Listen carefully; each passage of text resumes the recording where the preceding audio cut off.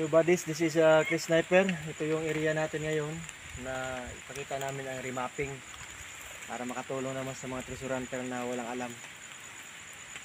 So ito ngayon, makikita natin to. Itong big boulder na ito ay pinatong sa fix big boulder marker. Yan, nakapatong yan. Tapos may siding din dito.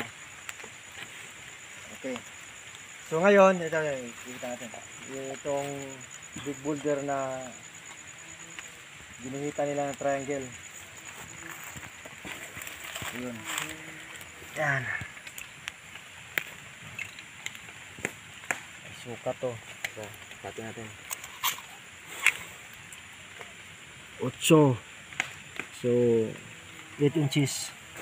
Ito naman siya, 10 inches. Kabila 9 inches. Yan. So 7, 9, 10. Okay. So ngayon ang mangyari, i-remap natin to para ma-pinpoint natin ang target. So dito pag tatayo ako, tingnan to, itong slash muna, yung triangle. Yung triangle may slash siya na didiretso dito. Yan, pupuno siya ng letter T. Yan. Big load. Yan. So galing dyan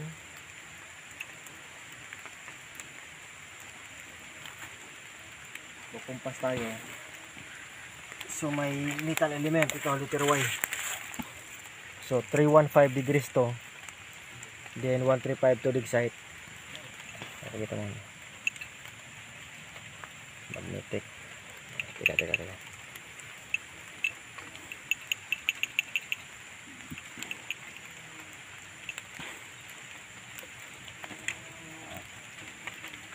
Tayo. Yan, 135 sa target. Dito 315, kaya makita tong marker na to. So baba tayo. So galing dito sa may triangle na marker, 45 degrees tatamaan yung human face, yung mukha ng tao. Yan dito.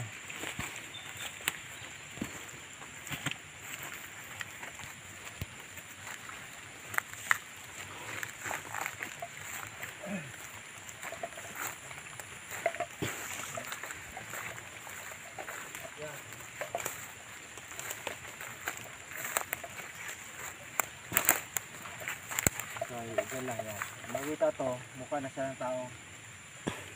So pag titira tayo dito, papasok siya sa code 2, humanity code, sa alphanumeric doon 2 to 5. So ikumpas naman natin doon sa yung bato na pinatong. Yan. Jewish yan.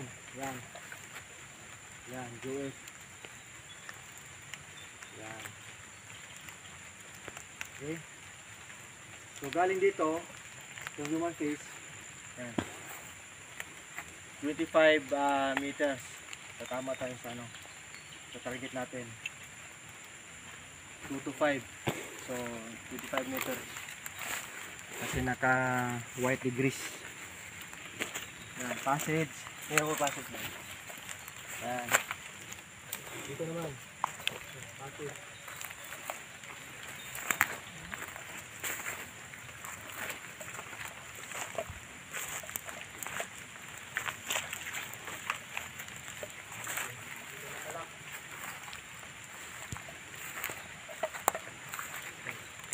So ito yung target dig spot natin.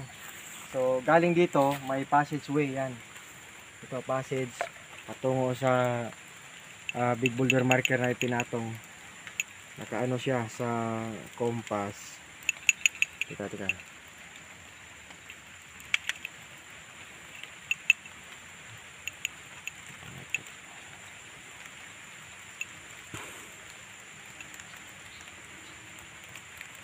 Yung 120 degrees yung yung big boulder na pinatong.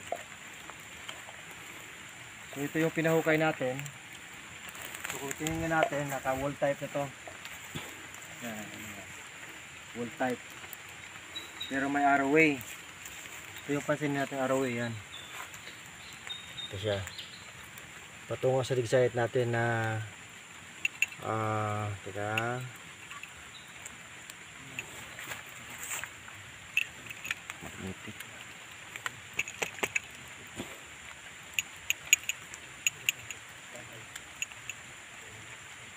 Due east. Ayan. Tama siya sa west. So, baka simot east. Yan. Yan yung okay natin. So, balik dito. Sa arrow. East-west alignment. Yan. So, galing dito 9 feet. Sukat. Yan sa arrow.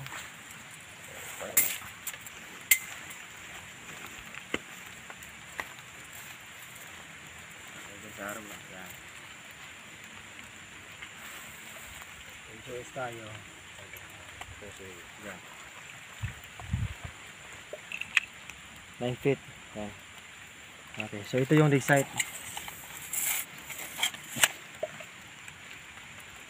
So nang hinukay ito, yan, lumabas 1 foot pa lang. Lumabas tong flat stone na to. Ito.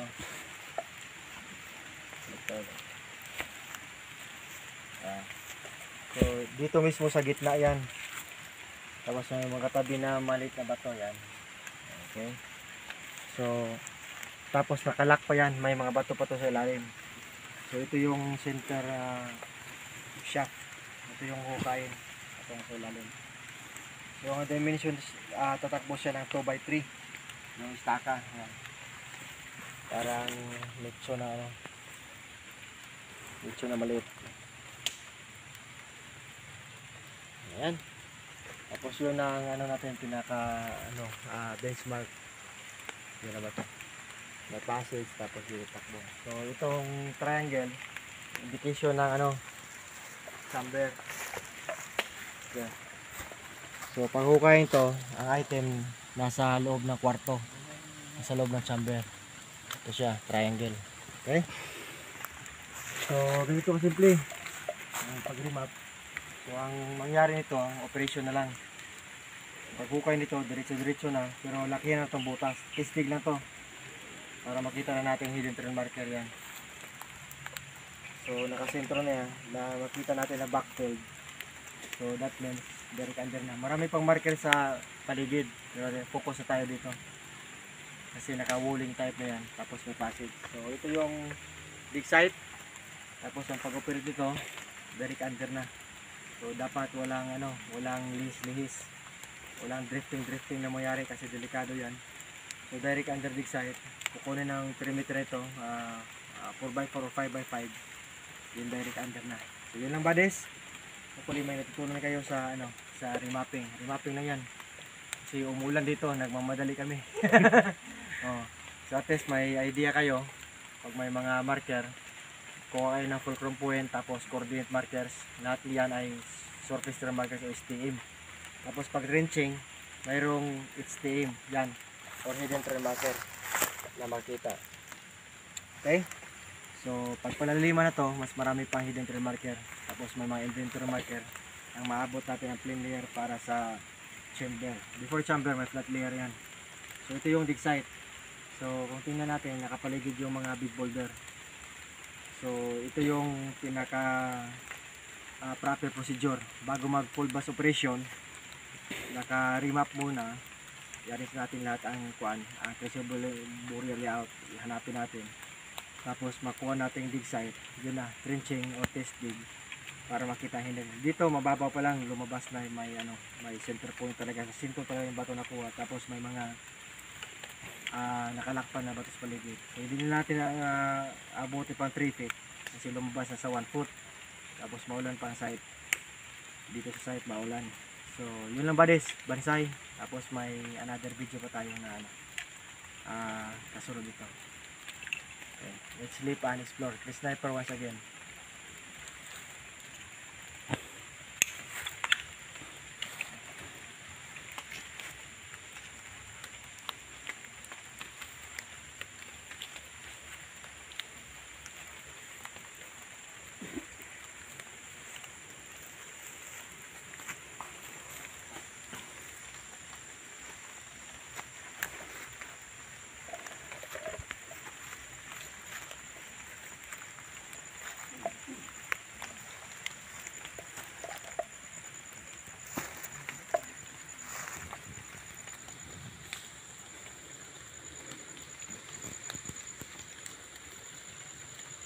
Hello buddies, this is Chris Sniper once again. Bonus tips lang.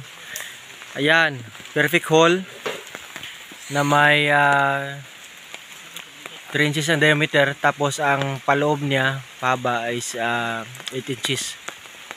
So ang direction yan due west yan sa compass. So yan, east side is 3 feet galing dyan kasi 3 feet ang diameter niya. Dito yon, ito ang testing namin. Yon yung center point, may bilog na bato. Yung mga bato dyan, marker yan. Same. Ngayon, ito na yon, naka wall type yan. Yan, tingnan natin. Tapos naka bench. So doon sa unahan 45 degrees yan, may makita na letter C marker yan, yung bato na yan, naka C. Okay, another 45 degrees isometric yan, may hole doon pero may item din.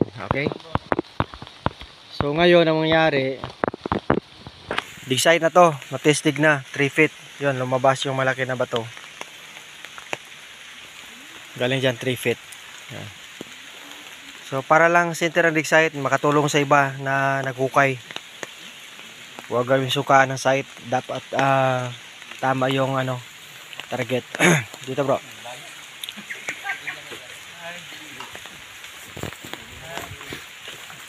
ito yung area slope, naka slope terrain. Ito naman mga 25 feet, ito yung lumabas, coordinate nya dun. Yan. Tapos may dig site din kasi may passageway. Ito yung compass natin. Madali lang mag pinpoint ng item ang problema operation. Yan. Ito 45 135 na passage. Kabila. Yan. 135. So yan siya. May hole din. 3 feet galing dyan. Dito dig site. Ito may staka na. Yan. Madali yan lang to kasi maulan. Diyan ka lang bro.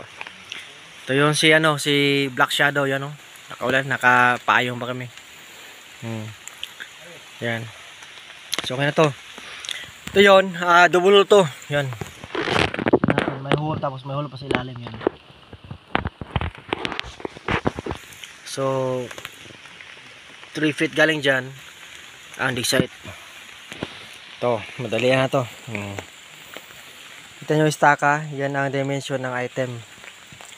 Okay? So ang area na to ay marami na naka-retrieve dito.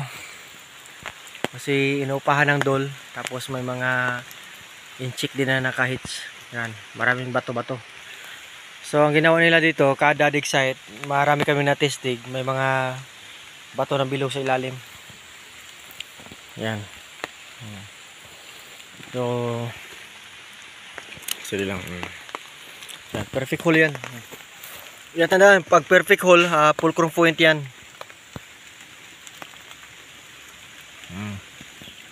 Wala nang maraming tanong, basta importante. Basta ito pag itesting natin, yun pa rin ang mangyari. Katulad doon. Yan, yan, north south alignment yan, dito. Sa butas yan. Okay. So ngayon, ito yung area. Para makatulong sa hukay dyan. Huwag kayong pataka ng hukay. Dapat sentro-sentro. Yan, resulta yan. Wala pa 3 feet yan. Lumawas na yan. Galing dyan. So yung area. So Bansay Buddies, it's sleep and explore. Then tulong-tulong lang tayo para makahits. Mga Pinoy dapat makahits, ha. Salamat sa nagparimap. Salamat sa nagparimap dito. Sa Buddha. Buddha. Sa Buddha na, so ito na yung yung point niya. Yan. Perfect yan. Okay, Bansay Buddies. Black Phantom of the mix. Yan. Okay. So namimiss ko si Mami Sniper at Baby Sniper. I love you, Mami. Hintayin nyo ko dyan. Pauwi na kami maya maya. Maulan dito. Okay. So,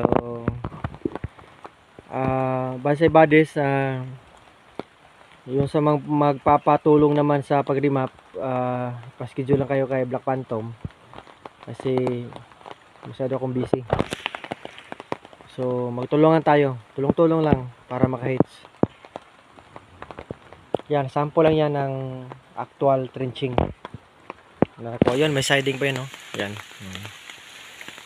So, sa decoding, sa kumpas yan, no? Sa sapol yan. Yan, nag-decide. Yan, yung bato. Ito. May flat stone pa dito na maliit eh. Ito. So, makita mo talaga na, no, man-made. Yan. Diba? Naka-dirty na mga hands ko eh. Man-made talaga. Yan. So, tandaan. Yan ang hole. So, huwag magpataka pag hukay. Dapat perfect yung dig site. Kasi ang mangyari dyan, pag perfect dig site, abutin mo lang ang treasure cell. Tapos to target or items under. So, dapat may attitude tayo na patience and perseverance, buddies. Yun ang pinaka-importante. So, yung mga bashers dyan, mind your own business. Wala akong pakialam sa inyo. Importante makatulong ako sa mga kapwa treasure hunter. Yan. Sample lang yan. Wala pang items yan. Marami kaming retrieval pero hindi namin pinapalabas. Dahil confidential na yun. Para lang yun sa mga may-ari ng site.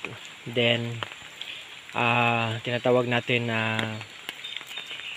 military courtesy. What you see, what you hear, leave it here.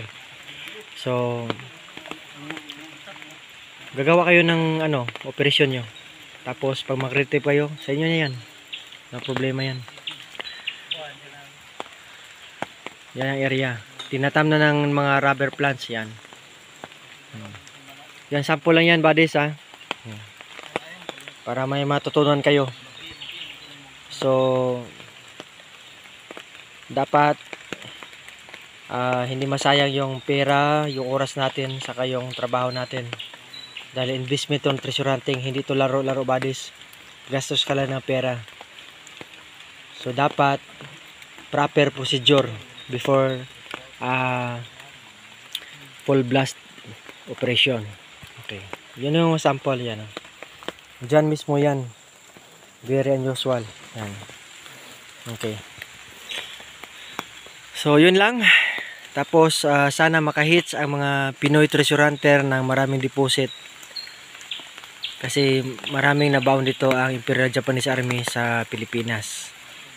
So, I love you all. Then, don't forget, eat, sleep, and explore, and have a safety retrieval sa mga operation. Bansay buddies. Chris Sniper once again. Thanks to all subscribers.